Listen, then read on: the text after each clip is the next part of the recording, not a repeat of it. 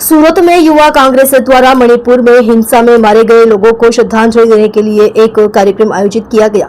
मणिपुर में चल रही हिंसा में सूरत सिटी यूथ कांग्रेस की ओर से मृतकों को श्रद्धांजलि देने के लिए एक कार्यक्रम का आयोजन किया गया। सूरत के सलाबतपुरा ओल्ड किन्नरी सिनेमा के सामने हनुमान मंदिर से रिंग रोड पर युवा कांग्रेस ने डॉक्टर बाबा साहेब आम्बेडकर की प्रतिमा पर कैंडल मार्च निकालकर मृतकों को श्रद्धांजलि दी।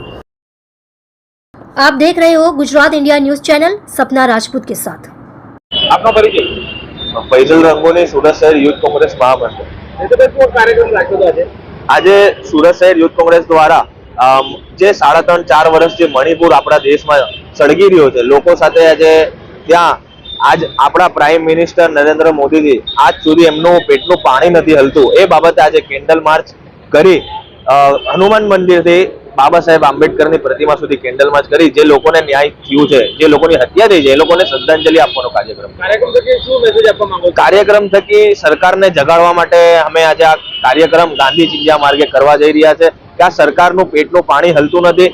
પીએમ અમારા જે છે કે હોમ મિનિસ્ટર છે અમિતભાઈ શાહ, એમનું એ પેટનું પાણી નથી હલતું। આજ સુધી કોઈ રાજનેતાએ ભાજપના જે મણિપુર જઈને કોઈ આજ સુધી ત્યાં કોઈને આશ્વાસન નથી આપ્યું કે ત્યાં વિઝિટ નથી કરી કે ત્યાં એની હિંસા થઈ રહી છે કે હિંસા અટકાવવાનો કોઈ એ લોકોએ પ્રયાસ નથી કર્યો।